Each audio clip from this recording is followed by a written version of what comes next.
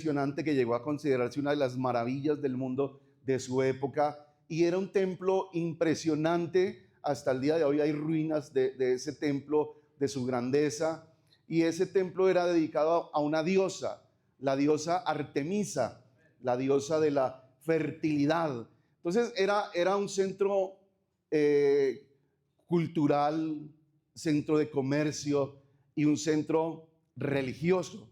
Por causa de ese templo, mucha gente venía a adorar también pues a la diosa de la fertilidad, a la diosa religiosa de Artemisa. Entonces estaba ese templo y eso lo hacía como un sitio de peregrinaje especial.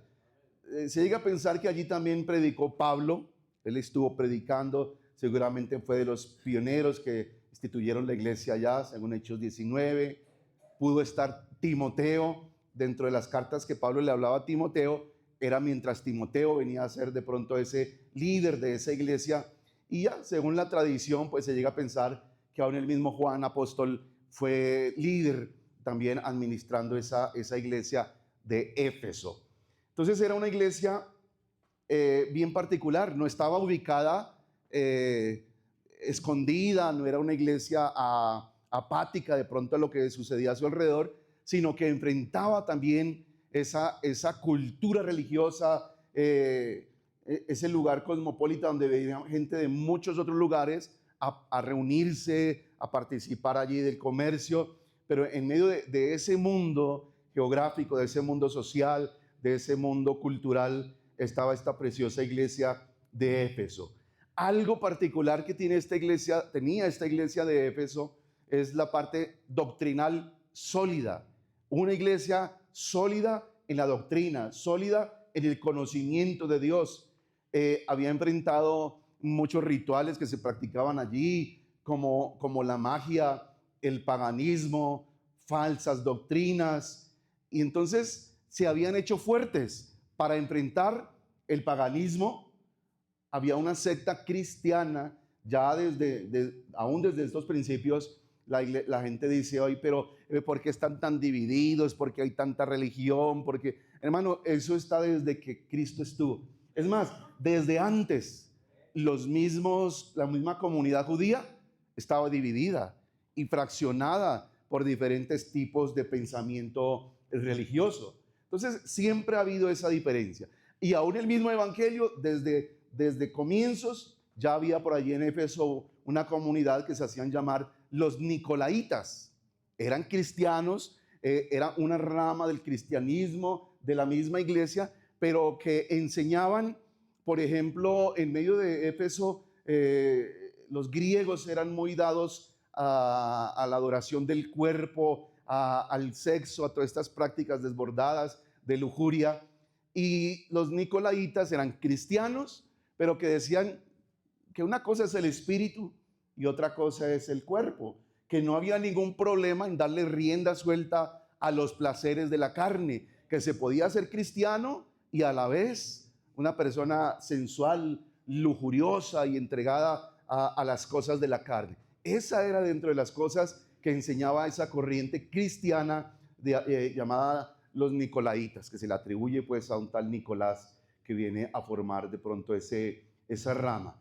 Pero aún así, la iglesia firme, la iglesia de Éfeso aprende a ser firme en la doctrina, firme contra la religiosidad, firme contra el paganismo, firme para no permitir que todas esas corrientes filosóficas y religiosas o paganas penetraran a la comunidad que estaba en Éfeso. Entonces se hicieron una iglesia fuerte, sólida en el conocimiento de la doctrina cristiana, y enfrentaban y no soportaban cada uno de esos otros pensamientos que posiblemente pensaban infiltrar a la iglesia.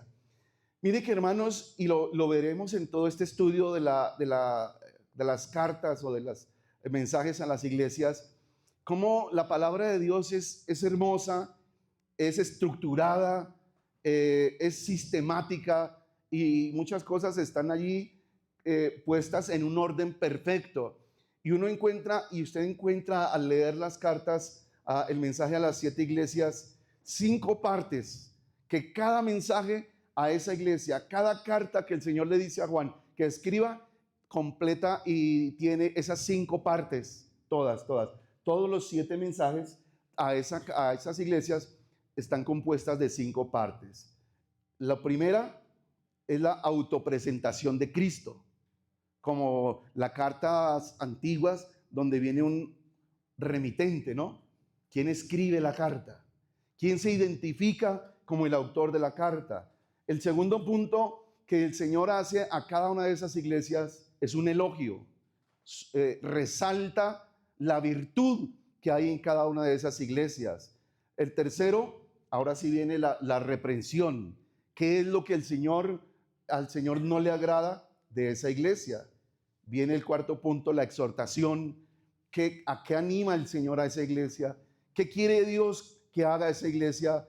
Y el quinto punto es una promesa al que logre vencer, una promesa al que logre hacer lo que el Señor quiere que haga cada una de esas iglesias. 5 puntos que usted los lee en cada una de las 7 iglesias y aparecen así, en el mismo orden, sistemático, es la estructura. Entonces uno ve que esas revelaciones no son cosas sueltas allá de un hombre convulsionando, imaginando cosas, sino que son tan estructuradas, tan ordenadas, que uno dice, así es la palabra de Dios. La palabra de Dios no es una locura como muchos piensan, o no son cosas ahí puestas al azar, sino que aún en lo más profundo de su ser, de la palabra, hay estructura, hay un orden, hay conocimiento, hay esas cosas que nos muestran que tienen una inspiración divina, no humana, sino una inspiración divina del Espíritu de Dios. Esto dice el que tiene. Entonces venimos a hablar de la autopresentación. ¿Quién es el que está hablando? ¿Quién es el que se presenta, el remitente a esa carta? Y entonces comenzaría la carta diciendo, esto dice el que tiene las 7 estrellas a su diestra, el que anda en medio de los 7 candeleros. Ya la misma Biblia nos explica quiénes son esas 7 estrellas. ¿Quiénes son? Los mismos ángeles del principio, el mismo mensajero, el mismo líder, el mismo pastor, el mismo siervo de cada una de esas iglesias. Pero no en el contexto que lo conocemos hoy de estrella, ¿cierto? Porque muchos pastores hoy se creen estrellas, cantantes así, la estrella. La iglesia se nos está llenando de estrellas y de artistas y no adoradores, de ya no predicadores sino conferencistas. Estos días ya veía y de pronto mi hermano, un anciano, y se le anunciaba como el doctor fulano de tal. Digo, ya no somos pastores, ahora es el doctor fulano de tal. Tenemos un problema y es con la transmisión y entonces ahora me toca ser, ahora sí, sutil y cuidadoso. Entonces, hermano, seguimos siendo siervos del Señor, seguimos siendo solamente instrumentos. Y cuando uno piensa, ¿y por qué estrella? Y dice, bueno, porque la estrella no brilla por sí sola. La estrella simplemente refleja la luz que le da el sol. Eso somos nosotros. Las estrellas sin la luz real, que es Dios, el sol de justicia, nadie brilla. Somos simplemente el reflejo de la verdadera luz, la luz del mundo. Si no refleja en mí, yo no brillo, yo no puedo mostrar nada. No en el contexto de los seguidores de las estrellas también, de los astrólogos, que hay una diferencia entre astrólogo y astrónomo. La astrología no es nada, es carreta, es un invento de los hombres. La astronomía, sí, es el estudio de pronto de las estrellas, la ubicación. Los marineros usan una estrella para guiarse hacia dónde queda el norte, hacia dónde queda el sur, esa guía que nos dan las estrellas por ubicación.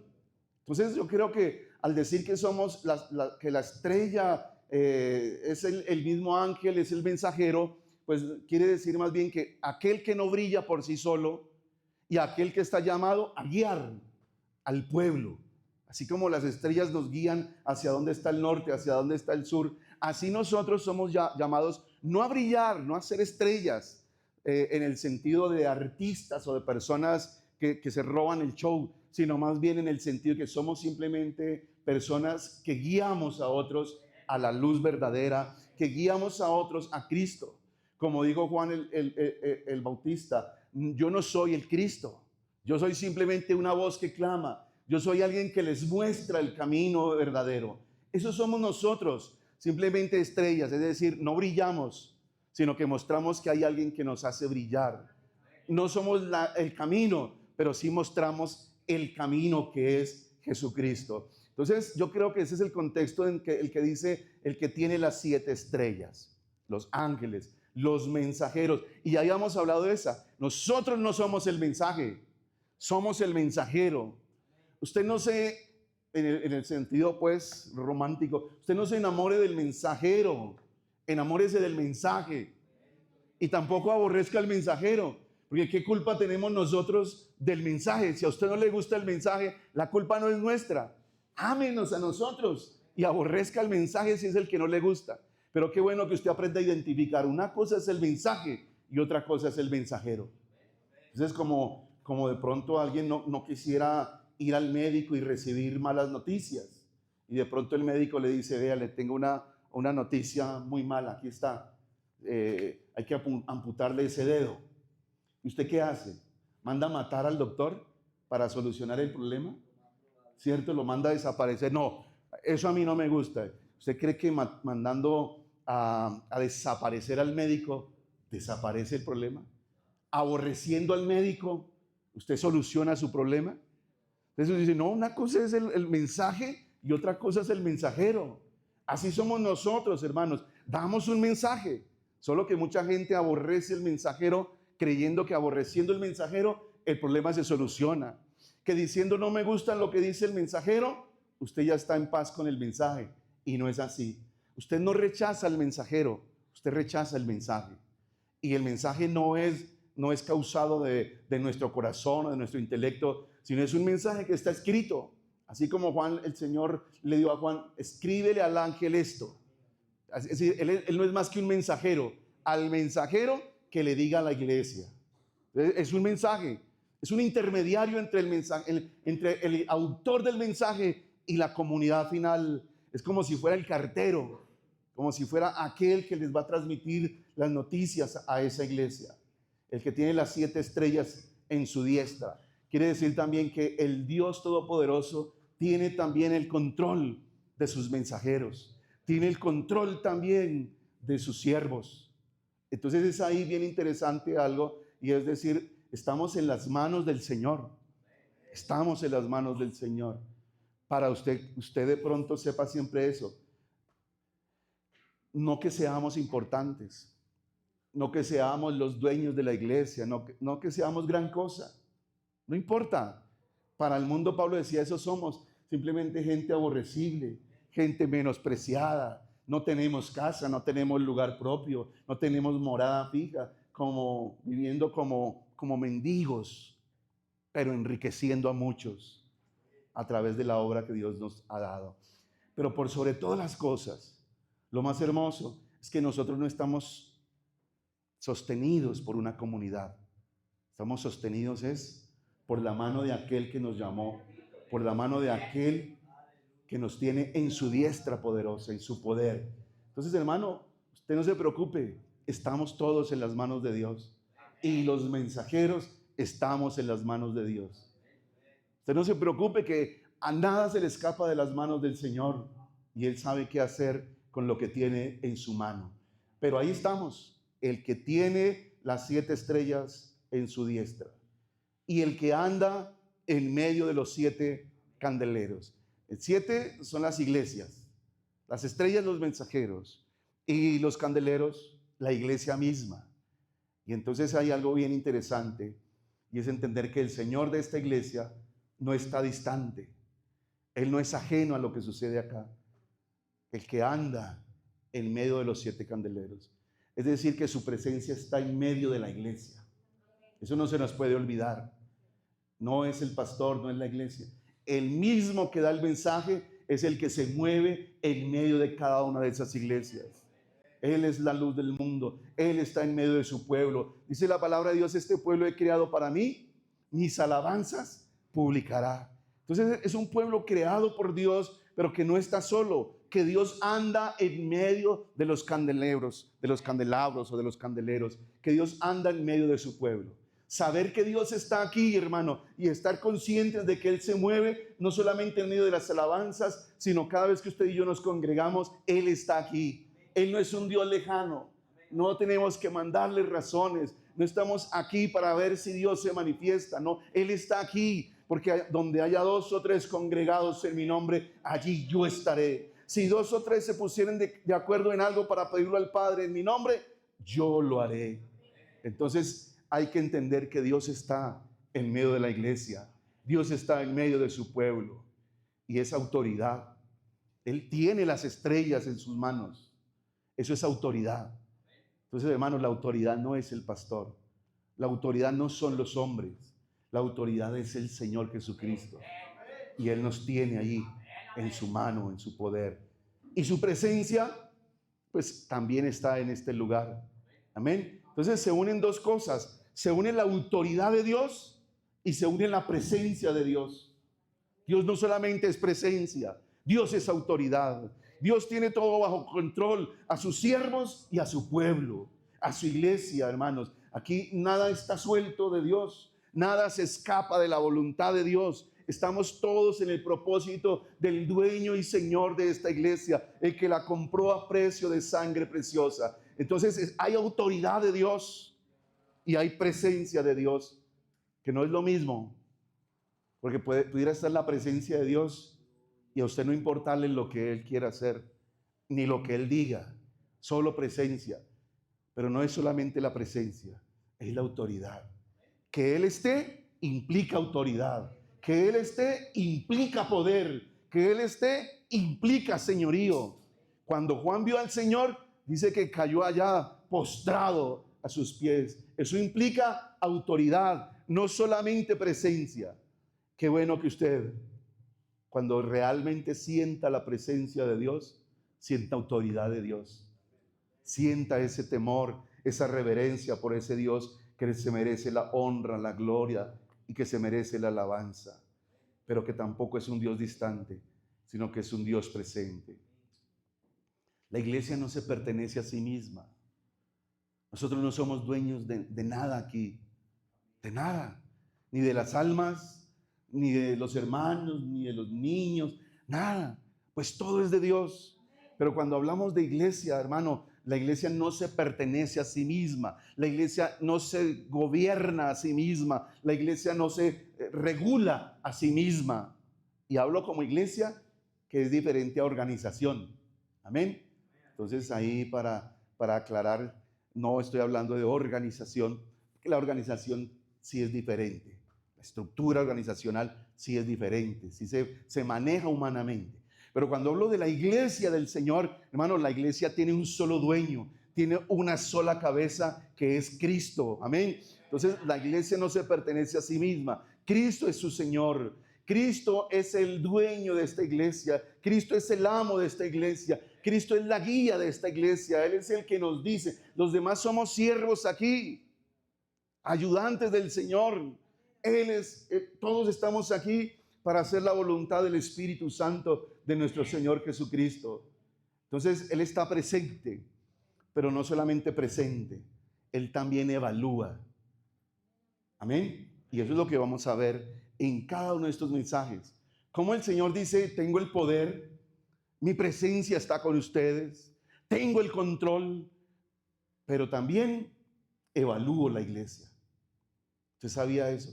Dice, ay, a mí nadie me juzga. No, sí, hay un Dios que evalúa, hay un Dios que juzga, hay un Dios que señala, hay un Dios que nos llama a nosotros a rendirle cuentas. Entonces, hermano, eso quiere decir presencia y autoridad. No solamente está aquí como un observador, no solamente está aquí para sentir que Él está, no, Él está con un propósito, con una autoridad, con un gobierno. Entonces, mis hermanos, nosotros no predicamos para los hombres, o no predicamos solamente desde lo humano, sino que más bien sabemos que estamos delante de Cristo, que nos examina. Al usted estar aquí, usted está siendo examinado, usted está siendo vigilado, usted está siendo, su corazón está siendo visto. Y no por nosotros, porque qué bueno, hermanos, y de pronto mientras usted y yo convivamos aquí como amigos, como iglesia, o mientras el Señor me permita estar aquí, usted no va a escuchar de pronto, es que el pastor me prohíbe, es que el pastor no me deja vestirme. No, usted no me eche la culpa a mí, que ya todos ustedes están grandecitos y saben cómo vivir, cómo vestirse, y eso no va a salir de mi boca. Ustedes son libres para hacer lo que su naturaleza humana les guíe, su albedrío libre lo pueden hacer y lo pueden ejecutar. Pero se diga, es que el pastor no dice, no, yo no digo nada, eso no me corresponde a mí. Eso le corresponde a cada quien saber que cuando viene aquí está delante no del pastor, porque la iglesia no es para que le guste al pastor o para ser formada a los gustos y criterios de un hombre. No, no somos la autoridad, no somos los dueños de la iglesia. Simplemente estamos aquí como mensajeros. Lo que el Señor dice, predicamos. Lo que está escrito, eso les anunciamos. Pero ya la relación suya es saber que hay alguien que evalúa su vida. Que usted no está siendo llamado para darle cuentas a ningún hombre, pero sí le dará cuentas a Dios. Es decir, ojalá tuviera que darle cuentas a los hombres, porque es más fácil, pero cuentas a Dios es mucho más delicado. Entonces, mis hermanos, Cristo es nuestro Señor, está presente y evalúa la iglesia. No nos predicamos a nosotros mismos, sino a Jesucristo. Eso decía el apóstol Pablo. No nos predicamos a nosotros mismos. Aunque hoy en día sí hay estrellas que se predican a sí mismos. Y la gente se vislumbra de esas estrellas. Y son seguidores de estrellas. Como para decir, la estrella no me guía al norte, sino quiero es alcanzar la estrella. No, usted no ha sido llamado a ser seguidor de hombres, sino que esos hombres ojalá lo guíen a la verdad, lo guíen a Cristo. Y aquí está, hermano, el verdadero Dios y la vida eterna está en este lugar. Entonces ahí está presentándose Él. ¿Quién es Él? El dueño, el Señor, el que tiene el control, el que tiene el poder, el que evalúa, el que está presente en su iglesia. Él es el que va a dar el mensaje. Él y no otro. Amén. Luego viene en el segundo punto ese elogio. ¿Qué ve Dios en la iglesia? ¿Qué ve Dios en medio de esa obra que se estableció allá en Éfeso? Qué bueno nosotros aprender del Señor, que lo primero que ve es lo bueno, que lo primero que ve es lo que hay que elogiar, porque muchas veces nosotros aprendemos a ver lo malo, y usted solamente y yo critico y vea lo que ve, y vemos solamente lo malo y lo malo en las personas. Pero el Señor, que es el dueño de la iglesia, antes de todas las cosas, Él dice, bueno, ¿quién soy yo y qué veo en ti? El bueno, el perfecto, el santo, pero aún así ve algo bueno en la iglesia, ve algo hermoso de resaltar en la iglesia de Éfeso.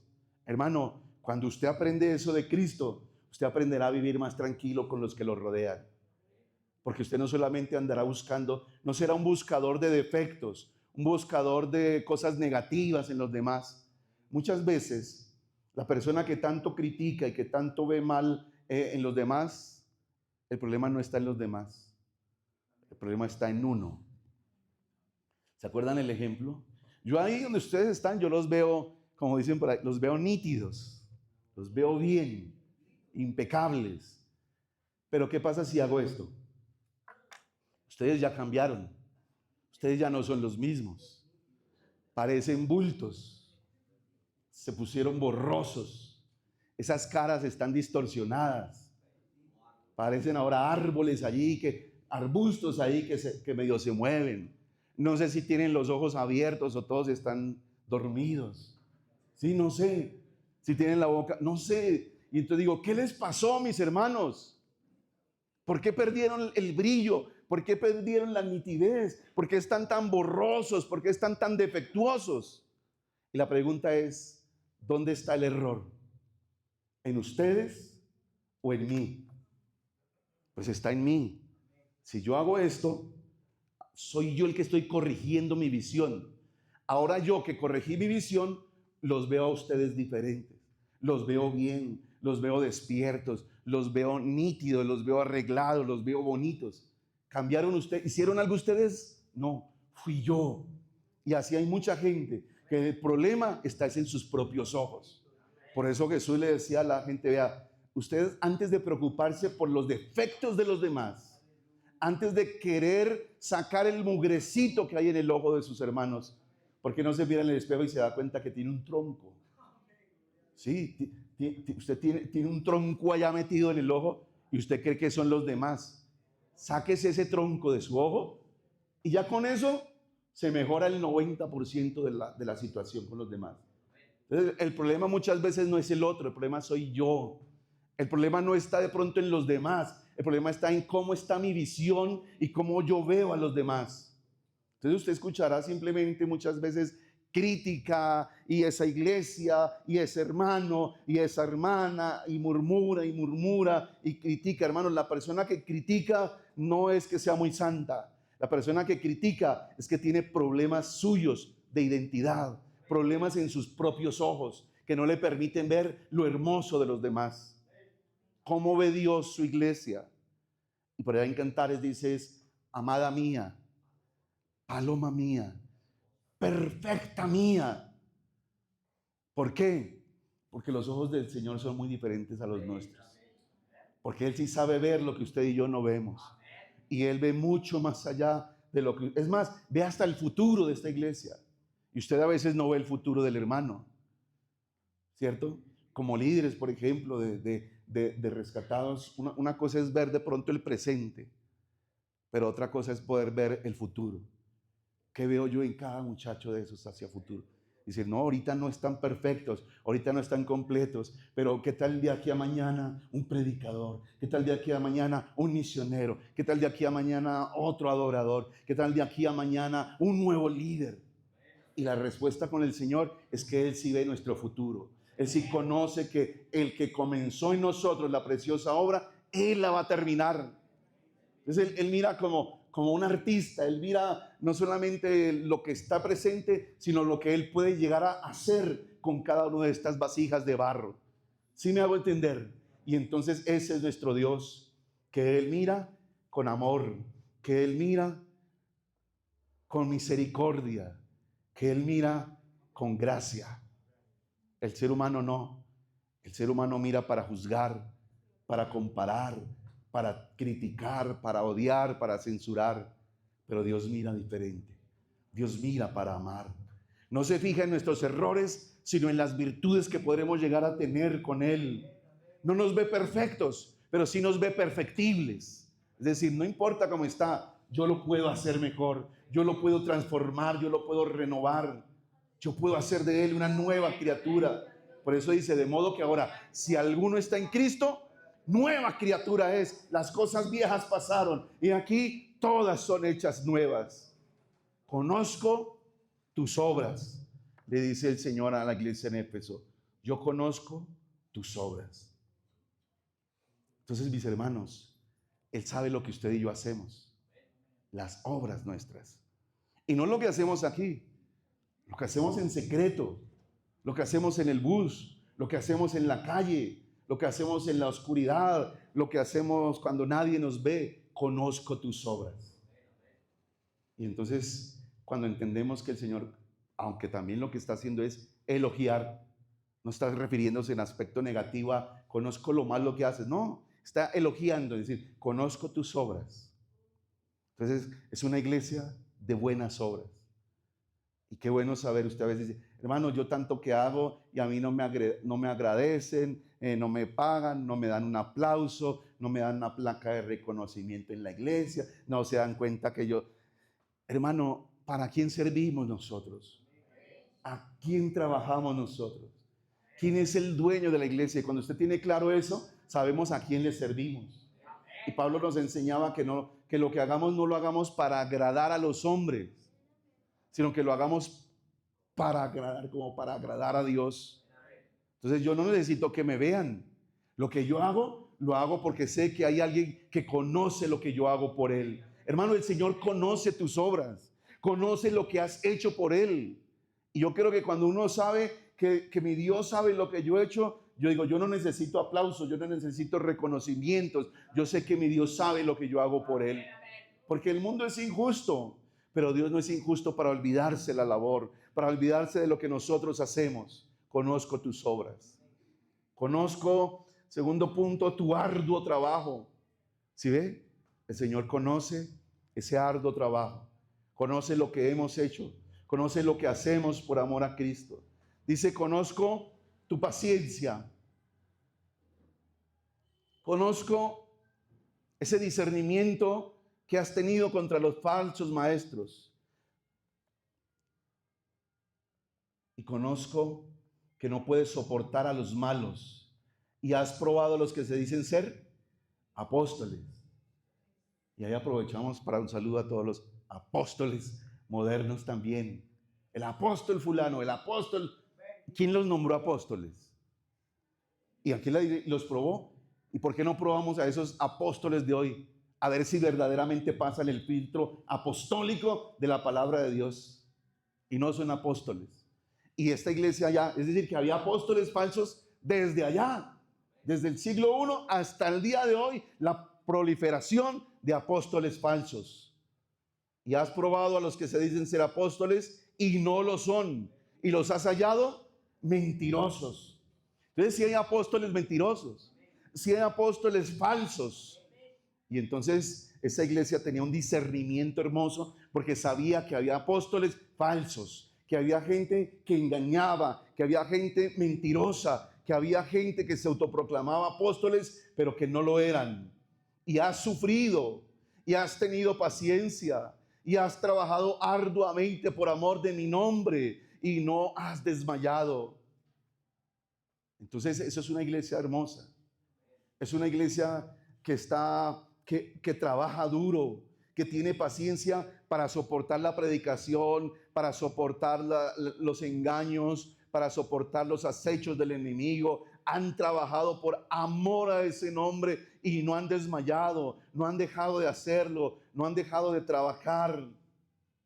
Y por allá, en medio de todo eso, seguramente probaron a esos tales nicolaitas y se dieron cuenta que trataban de engañar, de seducir a la iglesia a prácticas pecaminosas.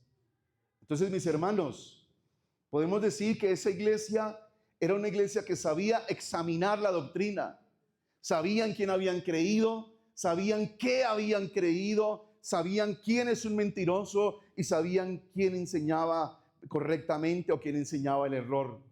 Y aparte de eso dice, no lo toleran, no soportan, es no tolerar, no permitir ahí el error, no permitir el engaño, no permitir que los nicolaitas y muchas enseñanzas se metieran dentro de la iglesia. No lo soportaban, no lo aguantaban, no toleraban las falsas enseñanzas.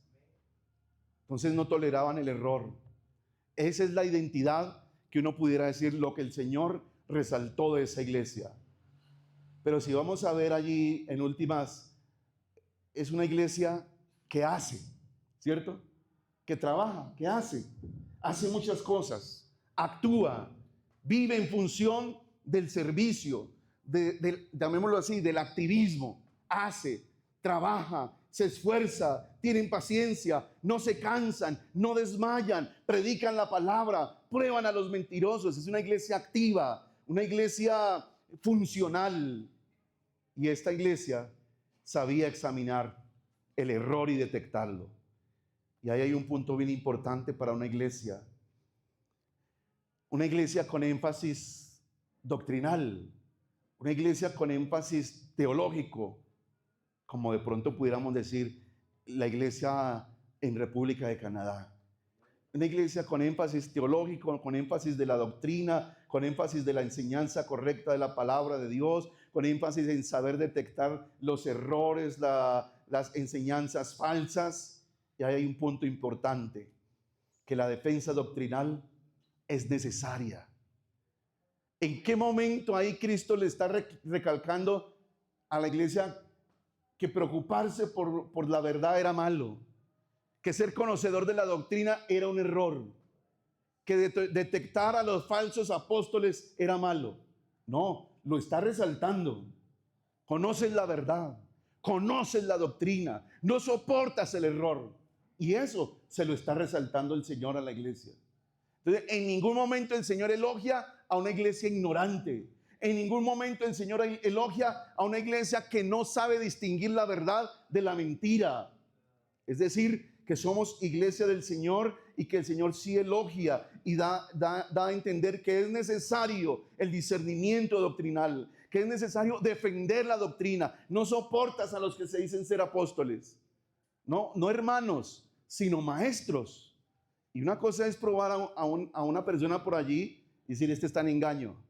Pero probar a un maestro, probar a alguien que tiene conocimiento, que cita la Biblia y probarlo y hallarlo mentiroso, hermano, ese es un nivel alto, un nivel que todos deberíamos tener. Por eso Pablo le dice a una de las iglesias, debiendo ya ser maestros, todavía sois niños. Entonces no somos llamados a quedarnos aprendices toda la vida, sino que hay momentos donde tenemos que crecer tanto que ya podemos enseñar, ya podemos distinguir la verdad de la mentira. Y eso el Señor lo elogia, porque vemos con preocupación muchas veces gente que elogia la ignorancia, que son enemigos del conocimiento, que son enemigos de la teología. Y entonces me mostrarán por qué el Señor aquí no les dijo que estaban equivocados en el discernimiento que ellos tenían contra falsos apóstoles y que los hallaron mentirosos. ¿Cómo los hallaron mentirosos? No fue solamente, Señor, revélame, ¿es mentiroso? No, tiene que ser por la palabra. La misma Biblia enseñaba a los profetas, hay que juzgarlos, a que hay que examinarlo. Examinarlo no es escúchenlo todo, sino examinarlo todo. Eso es muy diferente a escuche cualquier predicación, escuche todo lo que usted encuentra en las redes y comas eso. No, eso no es sabiduría, eso no es entendimiento. Proverbios dice, cesa, hijo mío, de oír las enseñanzas que te hacen divagar de las razones de verdad, de juicio. Entonces hay cosas que yo no debo estar escuchando. ¿Para qué yo escucho lo malo? ¿Para qué yo escucho falsos apóstoles? ¿En qué me sirve a mí andar escuchando todo el que diga ser cristiano y todo el que ande con la Biblia enseñando doctrinas de error? ¿Eso a mí en qué me edifica? Al contrario, la Biblia me dice que debo dejar de escuchar eso. Las enseñanzas que me hacen divagar de la verdad. Pero hay cosas que me llevan a mí a divagar, a alejarme de la verdad en vez de estar más bien aferrado a la verdad. El discernimiento, hermano, es conocer la verdad. Y conoceréis la verdad. Conoceréis. Hay que conocer. Y hay que conocer no el engaño, hay que conocer no lo falso, hay que conocer la verdad. Y la verdad y el conocimiento de la verdad nos hace libres. ¿Libres de qué? Pues libres del engaño, libres del error, libres de la mentira. Pero si somos gente que ataca la verdad, si entre nosotros mismos atacamos el conocimiento de la Escritura, pues ¿qué puede ser de nosotros, hermano? Sino más bien personas que tarde o temprano serán arrastradas por cualquier viento de doctrina de aquí para allá. Entonces, mis hermanos, escudriñarlo todo no quiere decir escuche todo, coma entero todo. Escudriñar es examinar, es mirar si esto sí es verdad o no es verdad, ponerle la lupa allí para decir, ¿hay error o no hay error? ¿Y qué hago? Lo bueno, a ver, por ejemplo, este libro de brujería, entonces lo voy a leer y voy a examinarlo todo, pero voy a dejar lo bueno. No, todo eso es malo. No voy a sacar lo bueno de allí, no. Es decir, escudriñarlo todo. Sí, yo, eso no. Pero ¿qué es lo que yo me apodero? Digo, esto es malo, no me sirve, pero por allí hay algo bueno. Lo bueno sí lo retengo. Lo demás lo escudriño, tengo cuidado. Pero las cosas buenas las retengo. La doctrina, lo que está escrito en la palabra de Dios, lo que me enseñan los maestros de la iglesia, lo retengo. Es decir, memorícese lo bueno, lo malo, deséchelo. Pero usted ¿cómo sabe que lo que tiene en su cabeza es bueno y es malo? Porque muchas veces tenemos cosas que no son bíblicas, que no edifican. Y usted las tiene ahí como si fuera algo bueno. Usted sabe que si se le cruza un gato negro, usted debe venir y orar y pedirle al Señor que lo ayude para que no le pase nada malo. Si usted cree así, usted tiene cucarachas en su cabeza. Que eso no es bíblico. Eso es agorero. Eso es hechicería. Los agoreros. ¿Cómo se llama eso también? Creer en agüeros. Eso tiene un nombre, ¿no? Es que yo no creo en agüeros porque eso es de mala suerte. Entonces por eso yo no creo en agüeros. Pero hermanos, hay que tener cuidado. Si somos realmente personas cristianas o simplemente gente que cree cosas ahí que no tienen sustento bíblico. Entonces, mis hermanos, el conocimiento es bueno y el conocimiento de la verdad. Porque Jesucristo no se identificó como una experiencia más, sino dijo, yo soy el camino, yo soy la verdad y yo soy la vida. Entonces, ¿cómo podemos ser seguidores de la verdad si no nos gusta la verdad? ¿Cómo podemos ser seguidores de Jesucristo si no nos gusta el conocimiento de esa verdad? El que dijo, conoceréis la verdad os hará libres. Y nosotros estamos en el verdadero, en Jesucristo. Este es el verdadero Dios y la vida eterna, pero va mucho más allá de una experiencia. Entonces, hermanos, el Señor elogia el conocimiento. El Señor elogia una iglesia que sabe discernir lo bueno de lo malo. El Señor elogia una iglesia que no tolera la mentira, que el engaño no hace parte de su doctrina o de sus conocimientos. Pero el texto enseña algo mucho más profundo allá de lo que está sucediendo en la iglesia en Éfeso. Pero tengo contra ti, y es ahí donde viene la dificultad. Pero tengo contra ti.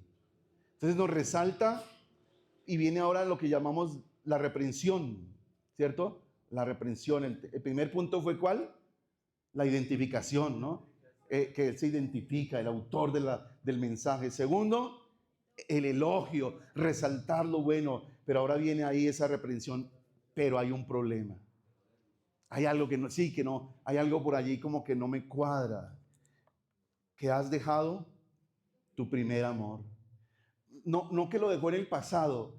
Esa acción indica más bien algo continuo que ha venido sucediendo. Digamos, has estado dejando, te has venido enfriando, has estado perdiendo tu primer amor. Nosotros muchas veces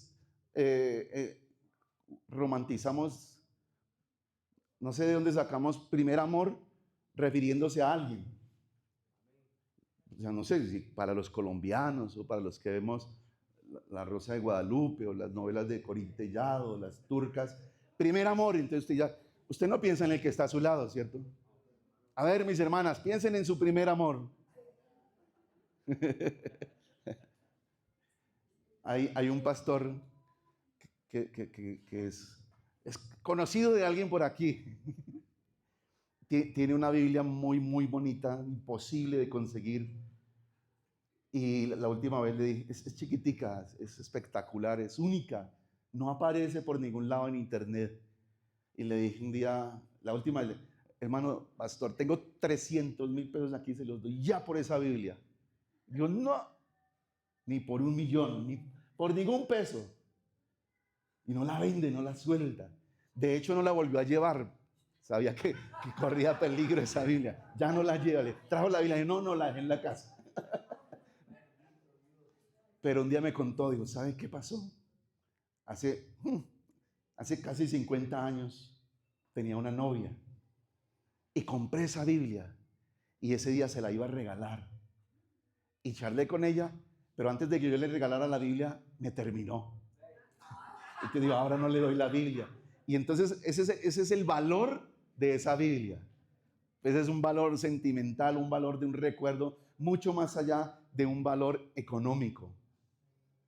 Pero no sé por qué se nos viene que primer amor significa alguien. Y primer amor aquí no está relacionado con alguien en particular. Primer amor es la forma, es el amor real con el cual iniciamos nuestro camino en el reino de los cielos. nuestro servicio a Dios, todo lo que hacíamos se movía y se motivaba por un amor primario, por un amor inicial, no por amor a alguien. Mi primer amor Jesús y dejé no, va más allá de Jesús, va más allá de un ser especial y particular que dejé mi primer amor. No es enfocado en alguien externo, sino más bien internamente. ¿Qué pasó en mí? Que perdí el amor inicial, el amor con el cual comencé todas las cosas. Entonces has dejado tu primer amor.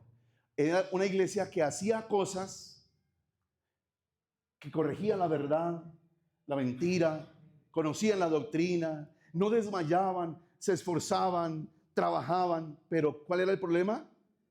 Cada vez con menos amor. Ya no lo hacían como al principio. Ya lo que hacían no lo hacían por amor, no lo hacían con amor, sino ahora por hacerlo, creyendo que agradábamos a Dios solo haciendo las cosas por hacerlas. Y habían perdido la motivación inicial. Habían perdido la razón principal por la cual nosotros como iglesia hacemos lo que hacemos. Y es que lo hacemos por amor. ¿Se recuerda lo que dice Pablo a los Corintios en la primera carta del capítulo 13? Pablo llega a decir, mire, si yo vendo todos los bienes que tengo y se los reparto a los pobres, pero no tengo amor, eso no sirve de nada. Puedo hablar en lenguas angelicales, humanas, puedo hablar en idiomas celestiales si es preciso, pero si no tengo amor, eso tampoco es más. Dice, eso es como una campana desafinada haciendo ruido, como un redoblante allí haciendo golpes y golpes. Eso, entonces, no es que hablando en lenguas se escucha usted tan espiritual. Si de pronto para nosotros usted suena muy espiritual, pero cómo se está escuchando el sonido de su voz en el reino de los cielos, que de pronto suena es como un pedazo de chatarra haciendo bulla. Si no hay amor, y puedes tener todos los dones y toda la fe de tal modo que le digas a esa montaña, muévete y se echa a la mar y te obedezca, pero si no tienes amor, no eres nada, no sirve de nada. Y el problema con la iglesia en Éfeso, lo bueno es que hacían, que se esforzaban, que conocían. El problema, que no lo hacían con amor. Ya habían perdido la pasión primaria con el cual debe hacerse todo, por amor. ¿Por qué servimos nosotros? ¿Por amor o por obligación? ¿Servimos por amor a Cristo o porque toca? Y de pronto por eso, si ya no tengo ni amor, pues no cuenten conmigo. ¿Por qué no? Porque estoy cansado, porque no me gusta, porque no tengo tiempo. Claro, cuando no hay amor, usted no hace nada. Cuando no hay amor, nada tiene sentido. Cuando no hay amor, pues no funcionamos. Y esta iglesia había perdido la motivación principal de por qué se hacían todas las cosas que se habían hecho. Iniciaron con el amor, pero se quedaron solamente haciendo cosas y ahora sin amor. No es solo emoción inicial. Amor no es algo que yo siento. Y claro, uno puede decir siento amor, pero yo creo que el amor va más allá de un sentimiento. Yo siempre digo, el amor es una decisión. Yo decido amar o no decido amar. ¿Por qué? Porque el amor va más allá de un sentimiento romántico a lo que yo puedo hacer por amor. ¿Sí me hago entender? Entonces, ¿yo cómo puedo demostrarle el amor a mi esposa? No, es algo que siento aquí. No, el amor no es algo que siento. El amor es algo que yo hago por esa otra persona. Entonces, cuando dice, yo me caso con ella por amor. ¿Por qué? Ay, porque es que ella me cocina, porque ella me plancha, porque ella me lava la ropa, porque la amo tanto. ¿Eso será amor?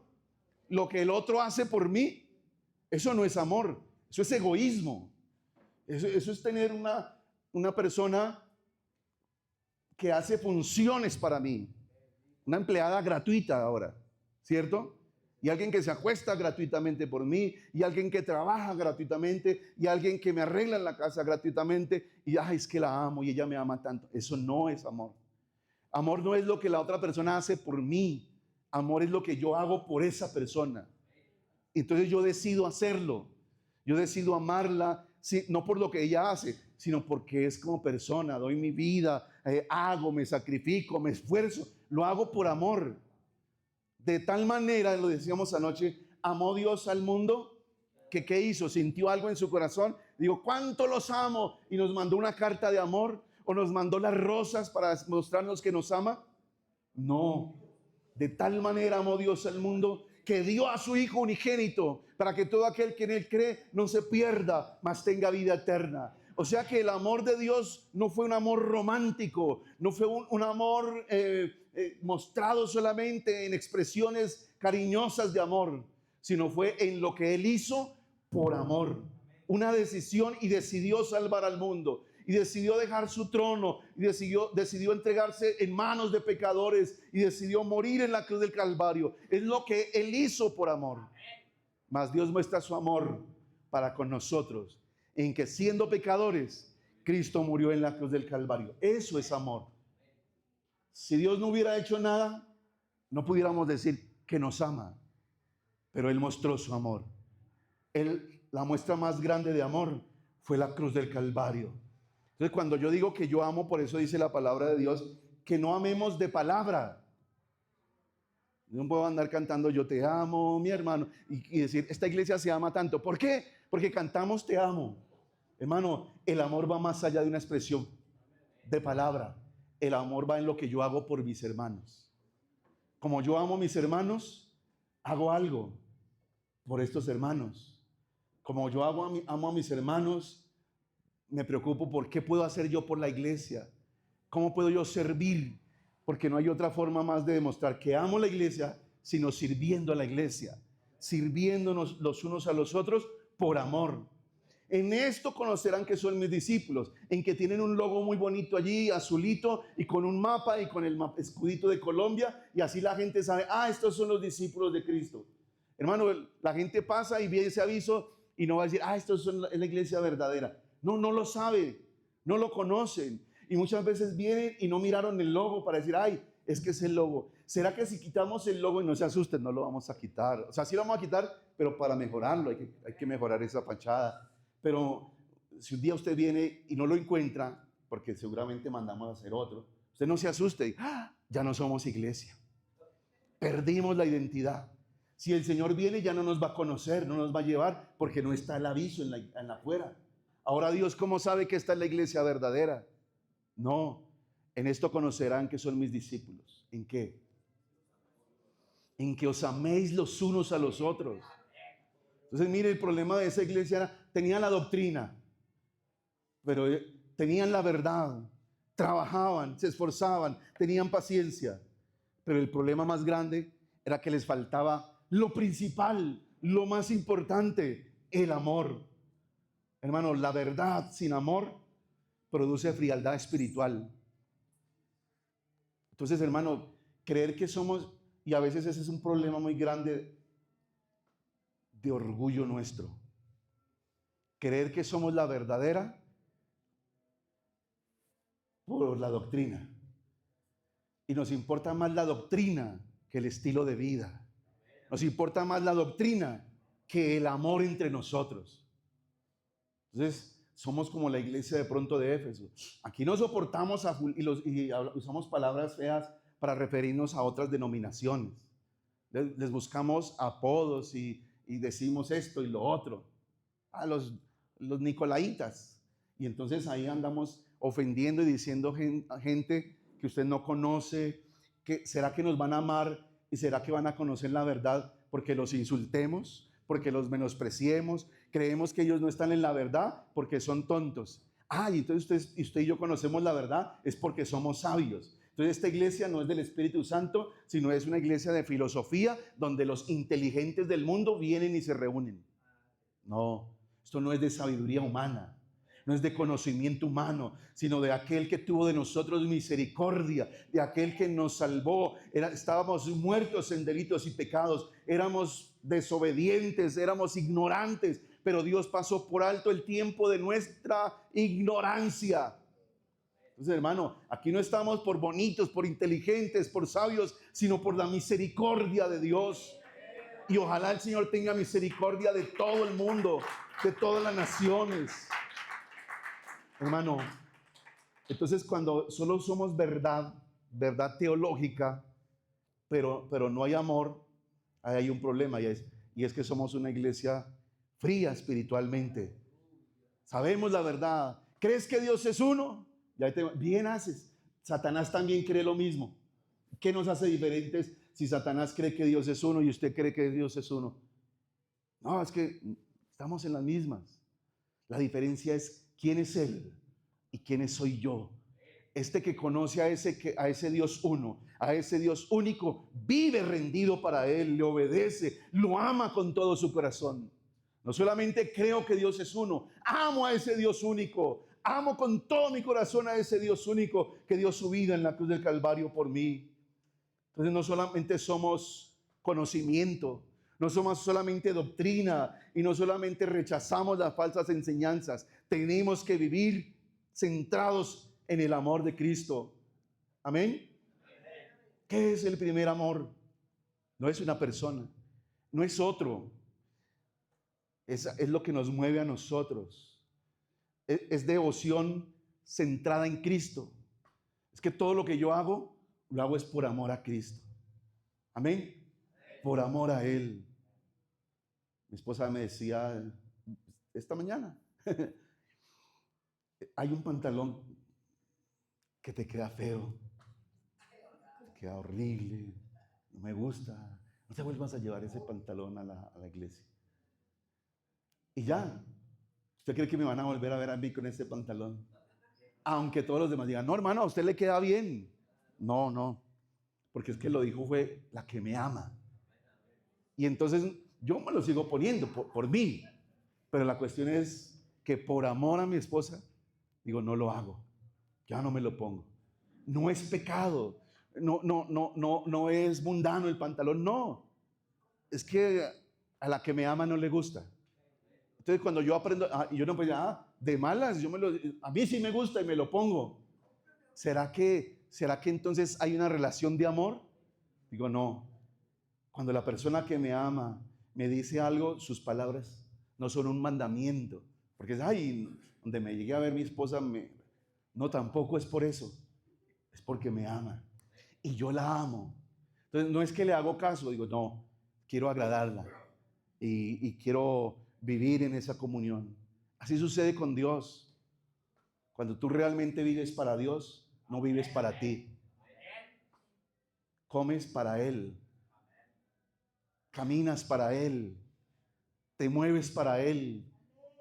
Y la pregunta es, no es el espejo al que yo voy a agradar. Porque yo me veo bien así. Hoy pudiera verme bien con una pantaloneta, con una sudadera, decir, hoy es domingo, pero me veo en el espejo y digo, bueno, yo sí me veo bien así. La cuestión es Él. Es que yo tengo una cita con mi Dios. Yo tengo una cita con el Rey de Reyes. Entonces, no soy yo el importante, lo importante es que yo me sienta cómodo, lo importante, si yo ya vivo para Cristo, esas palabras ya no es me arreglo para mí, vivo para mí, no, ya no vivo yo. Cuando ya no vivo yo, es Cristo el que vive en mí. Ahora lo hago es para agradarle a Él. ¿Le gusta esto a mi Señor? ¿Él está de acuerdo? ¿Es pecado o no es pecado? No vivo de acuerdo a eso. Vivo ¿te agrada a ti o no te agrada? ¿Te gusta este hombre o no te gusta? Y él entonces sabrá que como Él me ama, vivo para Él. ¿Te gusta esta canción, Señor? No que me guste a mí.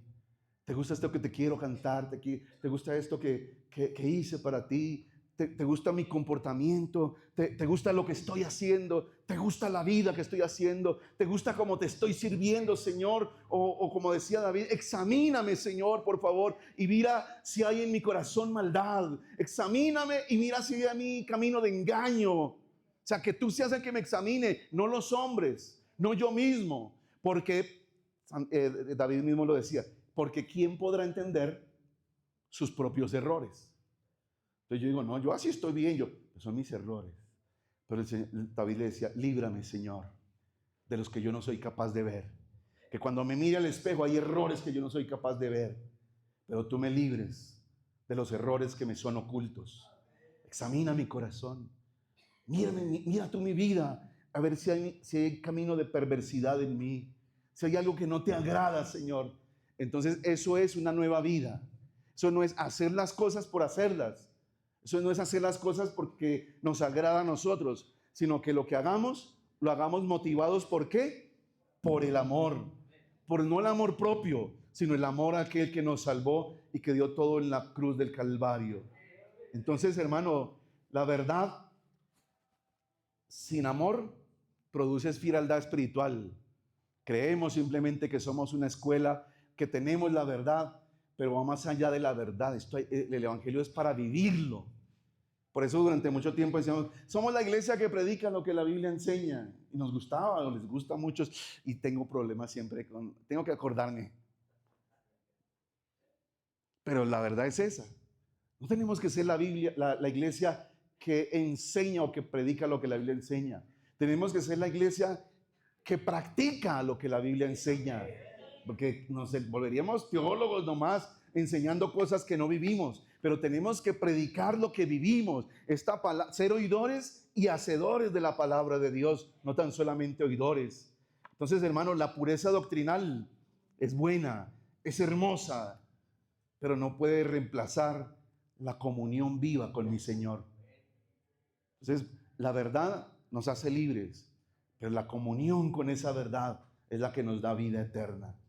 La iglesia de Éfeso seguía trabajando, se movía, hacía muchas cosas, pero ya no ardía por amor. Ya no hacía lo que hacía con la misma pasión, porque no había amor, no le encontraban gusto. Yo no sé si usted ha hecho algo que ya no ama, que ya no le gusta, que ya no siente pasión por eso. Y en vez de hacerlo monótono, se vuelve rutinario. ¿Cuántas veces ya hemos de pronto dejado trabajos sin necesidad de renunciar, pero ya no lo amamos? Ya no hay pasión, ya no hay amor por lo que hacemos. Y tarde o temprano terminamos saliendo, ¿cierto? Anoche hablábamos con Brian, de pronto del trabajo de conductor allí en el CID. Y cómo continuamente están buscando conductores y conductores.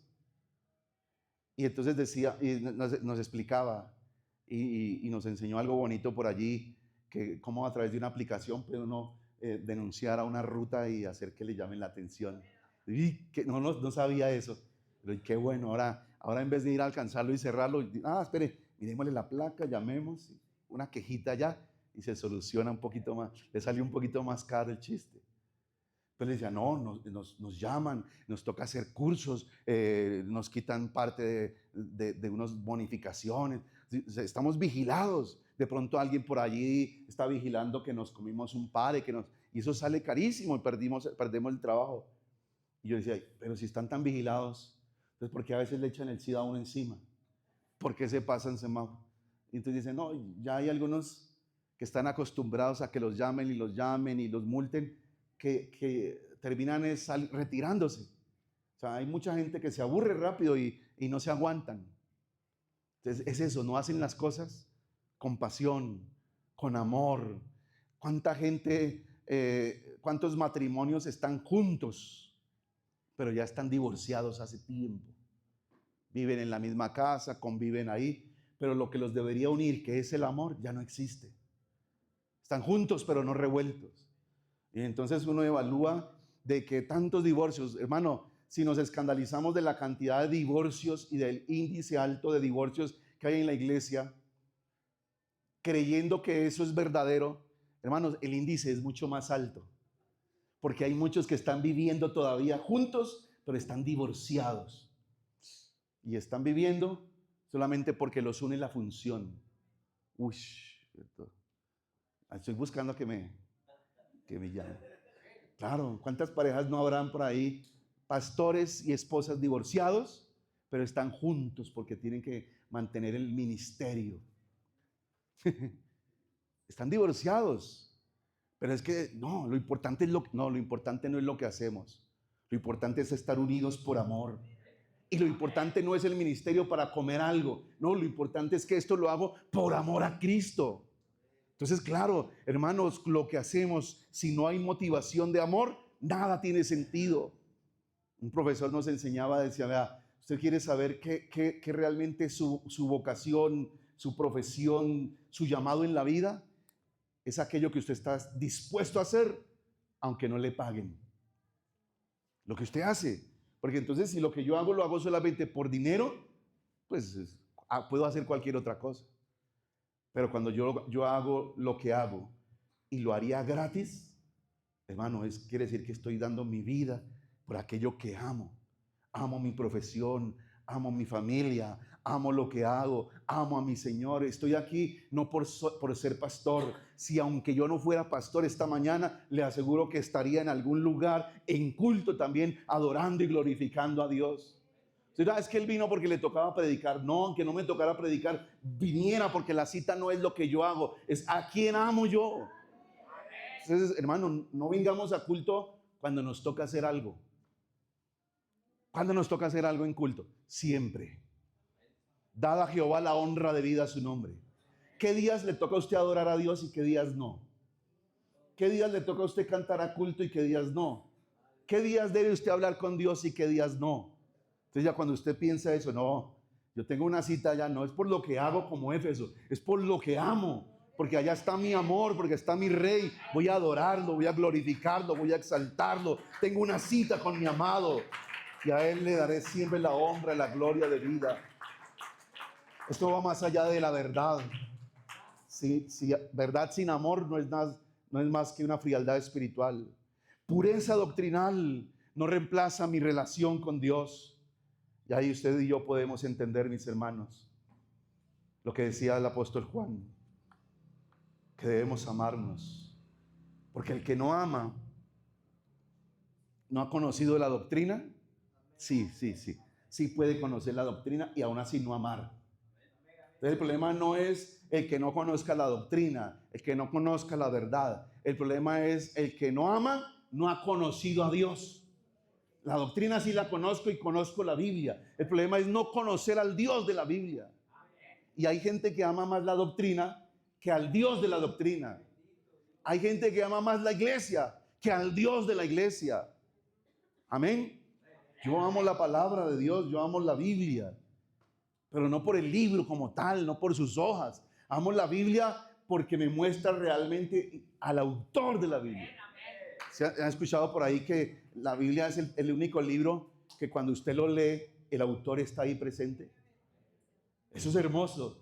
Yo lo leo y si no entiendo, el que lo escribió me explica, me guía.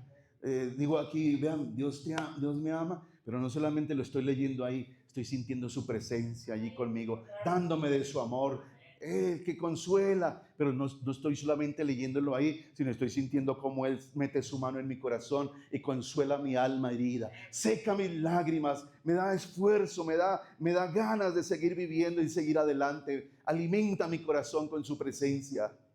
Entonces amo la Biblia, pero amo más al autor de la Biblia. Porque la Biblia lo único que me muestra son las cartas de amor que Él me mandó. Es el mensaje, pero amo más a aquel que es el verbo hecho carne. Y ahí, hermanos, tenemos que entender, tenemos que amarnos, tenemos que tener pasión por lo que hacemos, porque el amor va más allá de un sentimiento. El amor es la evidencia perfecta de que Dios está en nosotros. Aunque enseñamos otras cosas, ¿cierto? Y enseñamos la evidencia del Espíritu Santo en su vida. Es otra, y esto. En serio que sí me va a meter en problemas. Pero yo, hermano, la evidencia más grande de que usted es un hijo de Dios es el amor que vive en usted.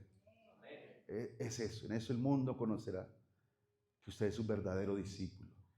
En eso conoceremos que usted realmente ama a Dios. Porque Dios es amor. Pero el que no ama, no ha conocido a Dios, porque Dios es amor. Y el que no ama a su hermano, y ahí viene toda la dificultad. ¿Qué pasa si yo amo a Dios y no amo a mi hermano? Pues que eres un mentiroso, porque eso no se puede. Yo no puedo decirle a Dios que lo amo y a mi hermano que porque ¿qué es más fácil? ¿Amar al que veo o amar al que no veo? Es más fácil amar al que veo, al que le puedo dar la mano, al que lo puedo abrazar, eso es más fácil. Y al invisible, ¿cómo le digo yo que lo amo? Entonces, si dices que amas a Dios, pero no amas a tu hermano, eres un mentiroso. Y la Biblia va un poquito más allá. Homicida. y los asesinos no entran al reino de los cielos. Pero si yo fui bautizado en tu nombre, si en tu nombre echamos fuera demonios, y en tu nombre, y el Señor les va a decir, apartados de mí. No dice conocedores de maldad. No importa lo que conozcas. Hacedor de maldad. Nunca lo conocí. Entonces no es lo que yo hago en el nombre y en el nombre y conocer el nombre. No es ese el problema. El problema es cómo vivo yo, que soy conocedor de ese nombre. ¿Amo a mi hermano o aborrezco a mi hermano? ¿Amo a mi Dios o hago simplemente las cosas por tradición? Y ahí es donde podemos entender que el amor de Dios permanezca en nosotros. Y ya para ir concluyendo, mis hermanos, ahí viene como la exhortación. ¿Qué le pide el Señor a esa iglesia? Porque no solamente es resaltar lo bueno, decirle qué problema tienes, sino debe haber una solución. Alguien decía por allí, creo que fue el viejito que está en Los Rescatados. ¿Cómo es que se llama? Dominic. Que le compre otro pantalón. Entonces, claro, debe haber una solución, ¿cierto? Si yo digo, no me gusta, bueno, ¿y qué solución tiene? Pastor, es que usted ahí es... Bueno, ¿y cómo lo podemos solucionar? Porque el que solo ve el problema y no ve la solución, es parte del problema. Criticar y criticar, cualquiera lo hace, pero dar soluciones, no cualquiera lo hace. Entonces, hermanos, ver problemas y ver dificultades y criticar, eso lo hace cualquier necio. Pero para dar soluciones, ya hay que ir un poquito más allá, es ser sabio. Entonces, criticar y ver lo malo, no, eso sobra. Pero hermano, cuando dan soluciones, decir, hermano, yo veo un problema, que hace falta de pronto unos micrófonos buenos, ¿cierto? Pero mire, hermano, aquí está, cómprese unos micrófonos buenos. Listo, vio el problema y dio la solución. Pero si solo vemos el problema, y sí, pero yo ya sé el problema. Desde antes de que usted me lo dijera, unos hermanos que me decían, pastor, queremos llamarlo porque usted tiene 7 defectos hemos encontrado en usted. Yo le dije, ¿7? Yo, sí, 7, y aquí los tenemos anotados. Y le dije, no, espere, traigo un esfero y yo les hago una lista de más de 50 defectos que yo tengo. Y les ayudo para que la lista sea un poquito más grande. Es decir, yo ya sé el problema. ¿Cuál es la solución? ¿Qué haces tú para que las cosas sean mejor? ¿Qué haces tú para que tu iglesia sea mejor? Para que lo que no te gusta, entonces tú seas la solución de eso que no te gusta. De lo que ves que hace falta aquí, tú cómo eres solución para lo que hace falta. Entonces el Señor no solamente ve el problema, les voy a dar la solución. Y vienen 3 cosas ahí que también están en un orden perfecto de la mente de Dios. Por tanto, dice, recuerda de dónde has caído y arrepiéntete y haz las primeras obras. Pero ahí hay un orden hermoso, algo que lo vamos a ver. Recuerda, por tanto, de dónde has caído y arrepiéntete y haz las primeras obras. Entonces, mire, el orden es recuerda, arrepiéntete y haz las primeras obras. Recuerda, memoria, cabeza, cerebro, ¿sí? No es emoción. Primero hay que pensar, analizar, usa la razón. Que nosotros pudiéramos emocionar a la gente y llorar aquí y no has recordado, no ha procesado la información por tu cabecita. Pero la palabra dice, primero recuerda, es decir, piensa, analízalo, recuerda de dónde has caído. O sea, ¿qué te robó el amor? ¿Qué te robó la pasión por lo que hacías? Tú. Recuerda, acuérdate que hubo algo que te robó la pasión, el deseo de hacer las cosas con amor, tu comunión con Dios realmente es lo que está diciendo aquí. Recuerda. Y ahora viene memoria, que sería recuerda, arrepiéntete, viene de conversión. Acuérdese que arrepentirse no es cuando usted llora. Arrepentirse no es cuando usted viene al altar. Arrepentirse es cuando usted cambia de pensamiento. Eso es arrepentirse. Cambie de forma de pensar. Entonces yo puedo llorar aquí, pero mientras yo llore y haga aquí y sigo pensando igual, no hay arrepentimiento.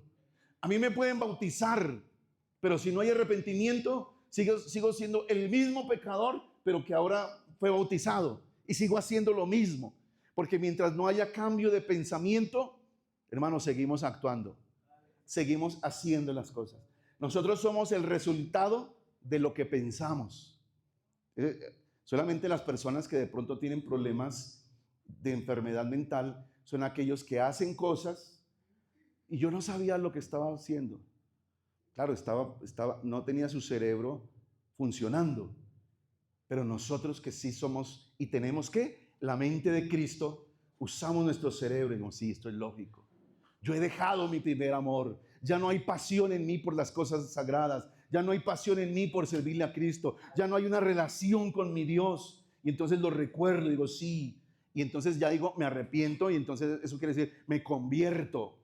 Convertirse no es dejar una religión para meterse en otra. Eso es cambiar de religión. O sea, yo antes asistía a la iglesia católica, ahora asisto a la iglesia pentecostal. ¿Qué cambió? El lugar donde usted se congrega. Pero usted sigue siendo el mismo. El mismo allá, el mismo aquí o el mismo en otro lugar. Y entonces hay quienes buscan de lugar en lugar donde se sienten cómodos. De lugar en lugar donde cambian, donde les brindan. Hermano, y eso no es. Donde quiera que yo vaya, el problema va conmigo porque el problema soy yo. Entonces yo no puedo pensar que lo que Dios no puede hacer aquí, lo puede hacer en Altamira. No, lo que Dios no puede hacer aquí, no lo puede hacer en ningún lado. Y lo que Dios hace en Altamira, lo puede hacer en cualquier otro lado. Y un saludo para los hermanos de Altamira. Entonces, mis hermanos, pensar, cambiar de forma de pensar y luego se viene la acción. Ese es el proceso del ser humano. Todo se genera aquí.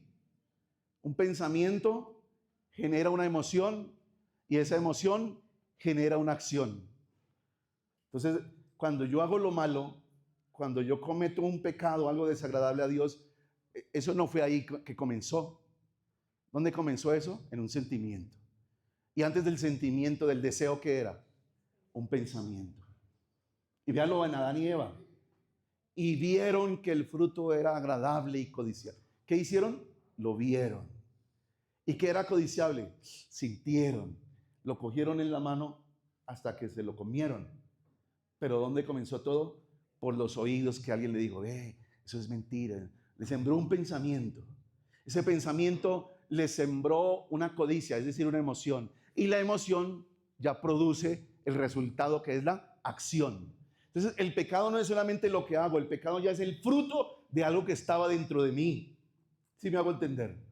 Entonces, el fruto, no sé, de mis hermanos amados, de rescatados. La consumación del mal no es cuando yo le meto a mi cuerpo algo malo. Tiene que, antes de quererme drogar, tuve que experimentar un sentimiento, una ansiedad, un deseo. ¿Y de dónde surgió ese deseo y esa ansiedad? Del pensamiento, si yo soplar. Y por eso es que a veces ese es el problema de estar hablando del pasado.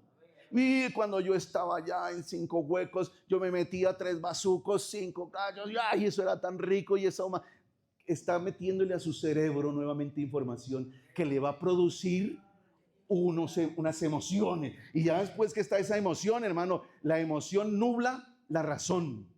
Entonces ya cuando usted está bajo el efecto de la emoción, hermano, tiene que consumir, tiene que actuar, tiene que hacer algo. Entonces por eso es muy importante que la palabra de Dios dice, en esto pensad. ¿Y en qué me lleva a mí la Biblia a pensar? En cómo yo era de malo, en lo bueno que es el fruto prohibido. No, ¿para qué pensar en lo que dice Pablo? Las cosas viejas pasaron, eso ya quedó atrás. Ahora me proyecto es hacia lo que está delante. Entonces yo no puedo estar recordando lo delicioso que era pecar, porque eso me va a generar a mí un deseo, una necesidad, y ya viene a producir, a dar a luz el pecado, que es la consumación ya de todo ese proceso. En esto pensar, todo lo honesto, todo lo puro, todo lo amable, si hay algo digno de alabanza, ¿sí? Hay que aprender a pensar. Si yo le lleno mi cabeza de buenos pensamientos, de buena información, eso generará en mí buenos sentimientos y buenos deseos, y también me libraré de ansiedad de hacer cosas malas y ya lograré salir adelante. Pero sobre todo, no es que le meto yo a mi cuerpo, es que le meto a mi cabeza. ¿Qué información le estoy yo metiendo? Porque basura entra, basura sale. No es lo que usted le mete a su cuerpo lo que lo contamina, sino lo que sale de él, los malos pensamientos, los malos deseos. Eso realmente es la raíz del problema, la raíz del pecado. Entonces, por eso es bueno pensar de dónde caímos. Convertirnos es cambie de pensamiento, cambie de forma de pensar. Y si yo cambio mi forma de pensar, por simple lógica, mis hábitos cambian, mis acciones cambian. Por eso el Señor le dice, recuerda, arrepiéntete y haz las primeras obras. El Señor lo está guiando por el proceso lógico, proceso de la acción del hombre. Piense, cambie lo que hay que corregir y verá que el resultado es, podrás hacerlo primero. ¿Cuáles eran las primeras obras? Hacerlo con amor, hacer lo que yo hacía para Dios sin que nadie me lo pidiera, sin que nadie me lo exigiera, sin hacerlo por un deber. No basta con reconocer la frialdad, mis hermanos. Debe haber un retorno a lo concreto, un retorno a lo espiritual, un retorno a la vida real con Dios, un retorno al primer amor, un retorno al origen que es mi Salvador y mi Señor, que me salvó, que me rescató, y aquí estamos. La pregunta sería, ¿oramos como antes? ¿Evangelizamos, es decir, compartimos la palabra con pasión o por rutina? ¿Servimos por amor o servimos por obligación? El estudio de la palabra de Dios me alimenta a mí a vivir una relación más íntima con Dios, o me alimenta mi orgullo de yo sé. Sí, pero ¿de qué nos sirve saber tanto si no practicamos lo que sabemos? Y para finalizar, viene una advertencia que el Señor le hace. Viene el resultado de lo que haces. Si no lo haces, si sigues viviendo como lo estás haciendo, si sigues haciendo las cosas sin amor, sin pasión, sin el origen maravilloso del primer amor, entonces dice, quitaré tu candelero. Quitaré tu candelero. Hermano, hoy en Éfeso no hay ninguna iglesia. Esa iglesia primitiva, esa iglesia que hacía tantas cosas, son solo ruinas. No hay iglesia, desapareció esa iglesia, se borró, no quedó nada allí, sino ruinas de la iglesia a la que el Señor le dijo que se repitiera. Si no, quitaré tu candelero. Quitar el candelero es quitar la iglesia, quitar el lugar allá que alumbraba. El Señor no habla de perder salvación individual, sino de perder esa identidad, ese testimonio como iglesia. Entonces usted y yo no solamente somos individuos, claro, cada uno tiene una característica, una relación, pero hermano, como iglesia también somos una identidad, como iglesia somos un cuerpo, y usted es parte de una iglesia, usted es parte de una familia. ¿Cuál es la identidad de la Iglesia República de Canadá? ¿Qué saben los demás cuando usted dice, yo asisto a República de Canadá? ¿Qué dice la gente? ¿Qué dicen los demás? ¿Qué dicen los que asistieron aquí en otro tiempo? ¿Qué dicen los que se fueron para otra ciudad? ¿Qué dicen los demás de la identidad que tiene la Iglesia de República de Canadá? ¿Qué dicen? ¿Cuál es la fama? ¿Cuál es la identidad de esta iglesia? El Señor no nos está hablando de perder la salvación, sino esa identidad. Quitaré de tu candelabro el testimonio que tienes como iglesia. Una iglesia puede seguir reuniéndose, pero ¿sabe por qué el Señor la llama candelabro o candelero? Porque un candelabro alumbra, ilumina, brilla en la oscuridad. Y entonces puede ser una iglesia, pero sin el candelabro. Una iglesia, pero sin la presencia de Dios. Es decir, podemos ser una iglesia que se sigue reuniendo, pero que ya no es luz, que ya no ilumina, que ya la presencia de Dios tampoco está. y que estamos contentos porque cantamos lo de siempre. Predicamos los mismos sermones, aplaudimos. ¿Y dónde está Dios? ¿Y dónde está el Dios al que le cantas, al que le alabas? ¿Dónde está el Dios de esa palabra? ¿Dónde está el amor que nos hace reunirnos juntos y en armonía? Podemos seguir reuniéndonos y ya no ser una iglesia. Podemos seguir reuniéndonos y ya no ser lámpara. La existencia, hermanos, institucional no quiere decir que somos aprobados por Dios. Aquí estamos y lo que hacemos no necesariamente implica que estamos siendo aprobados por Dios. Yo puedo predicar aquí esta mañana, pero eso no es símbolo de que yo soy una persona aprobada por Dios. Puedo ocupar lugares y cargos y posiciones, pero eso no quiere decir que soy aprobado por Dios. Puedes estar cantando aquí en el altar, pero eso no tiene nada que ver con ser aprobado por Dios. Puedes estar allá sentado, pero no implica que necesariamente eres aprobado por Dios. Podemos ser aprobados por los hombres, pero ¿de qué nos sirve si el dueño de la iglesia es el que nos rechaza? Podemos existir como iglesia, como organización, como comunidad, pero no como una lámpara que alumbra en la oscuridad y en la cual el que habita en medio de los candelabros, ¿cierto? Yo me muevo en medio de los candelabros. Él habita. Y si ya no está Él,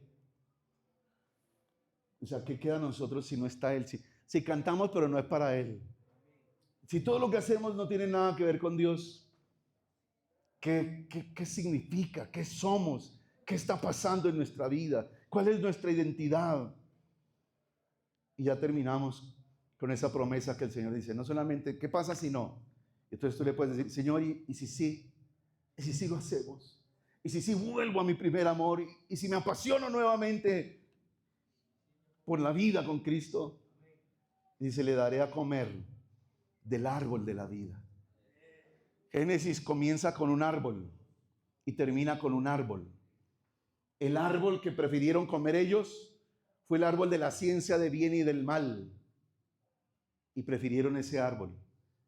Pero ya en Apocalipsis hay otro árbol, que es el árbol de la vida. ¿Cuál prefieres tú? ¿De cuál árbol quieres alimentarte?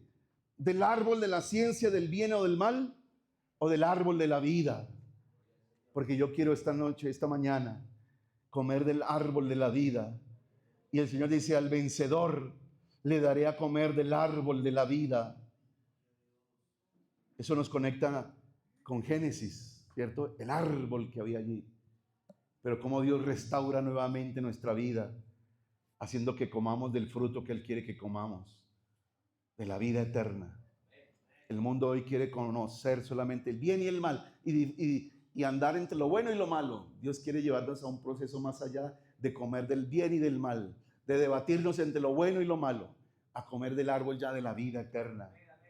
Amén. La fidelidad amorosa que Dios tiene para con los que son fieles. Al vencedor le daré la promesa del árbol de la vida.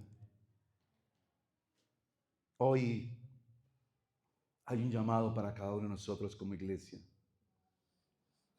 Porque hay iglesias que son fuertes en doctrina, que son fuertes en discipulado, que son fuertes en conocimiento, firmes en doctrina, celosas en la verdad. Pero ¿de qué les sirve si son frías en adoración? Si son iglesias sin compasión, sin amor por los perdidos. Hermano, yo creo que ellos se sentían contentos, los de Éfeso, porque atacaban las falsas enseñanzas. Pero ¿y de qué les servían creyendo que el enemigo era el otro, si el enemigo eran ellos mismos? El problema no estaba en los nicolaitas, el problema no estaba en los adoradores de Artemisa, en los comerciantes, el problema estaba en ellos mismos. Habían dejado su primer amor. El problema es eso, las prácticas que tanto hacemos, pero sin amor. Yo los invito a que estemos en pie por un momento. Y vamos a reflexionar individualmente como personas que el Señor nos manda a meditar un momento. ¿Amamos más la doctrina que al Señor de la doctrina? Amamos más la iglesia que al Señor de la iglesia. Amamos más las canciones que al Dios al que le cantamos. Amamos más predicar que al Dios que predicamos. Amamos más el servicio que al Dios al que le servimos. Defendemos la verdad, pero sin amor, sin el Espíritu de Cristo, o tendremos que defender esta verdad también con el amor por el otro. Nuestra santidad tiene que ver con mi relación con Dios, o simplemente por la cultura en la iglesia o por lo que yo hago en una iglesia. Hermanos, volver al centro, volver al origen no es cambiar la doctrina, sino todo lo contrario, reavivar la devoción, reavivar mi amor, reavivar mi pasión por el Señor. Cristo no le pidió a Éfeso que no aprendiera más. No le digo, no, ya no aprendan más. No, ese no era el problema. Le pidió fue que amara como al principio. Sigan trabajando, sigan siendo celosos, sigan ardiendo y contendiendo por la fe, sigan probando a los falsos maestros y falsos discípulos, pero sobre todo, amen como al principio, amen y que sea el centro de su vida el amor. Una iglesia puede ser correcta en todo, pero aún así estar equivocada en lo más importante, que es el amor. ¿Quiere usted cerrar sus ojos y decirle al Señor algo que el Señor quiere escuchar de ti? No es decirle, ¿qué pasa si no lo hago? ¿Qué pasa si sigo viviendo? No, ¿por qué no te preguntas, Señor, qué pasa si comienzo a arder nuevamente? ¿Qué pasa si reavivas nuevamente el anhelo por tu presencia? ¿Qué pasa si dejo de cantar por repetir letras y comienzo a cantar de tal manera que mi canción llegue a tu corazón? ¿Qué pasa si dejo de mover la boca solamente hablando cosas y comienzo a hablarte a ti al corazón? ¿Qué pasa si mi oración deja de ser una lista de peticiones y se convierte más bien en una lista de palabras bonitas para ti? Antes de pedirte, quiero darte mi adoración. Antes de decirte mis necesidades, quiero decirte cuánto te amo, Señor. ¿Por qué no avivas el fuego nuevamente en mí, Señor? ¿Por qué no haces que yo sea una persona que nuevamente se apasiona por ti?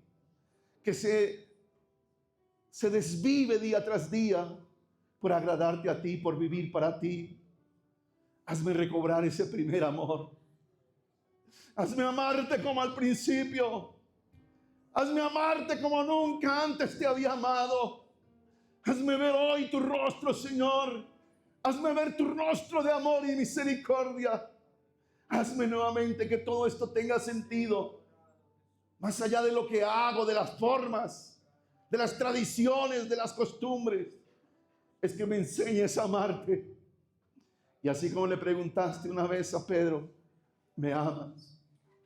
¿Me amas? ¿Me amas? Hoy yo quiero decirte, Señor, tú lo sabes todo y sabes que te amo, pero no permitas que la indiferencia, que la rutina, que la escarcha del tiempo y la dureza del corazón se apodere de mí. Yo quiero amarte, Jesús, amarte como nunca antes te he amado, enamorarme cada día más y más de tu presencia, Señor. Vivir para ti, servir para ti, cantar para ti, respirar para ti, comer para ti, soñar en ti, que tú nuevamente te sientes en el trono de mi corazón, que tú nuevamente seas el lugar uno en mi ser, en mi vida, que tú tengas el control de todo lo que soy, de todo lo que tengo y de todo lo que quiero. Sé tú el dueño de mi familia, sé tú el número uno en mi corazón. Ayúdame, Señor, a entender el verdadero amor que nos une a ti. Dame más de ti, más de tu presencia, más de tu cariño. Cierre sus ojos. Hable con Dios un momentico allí mientras le adoramos.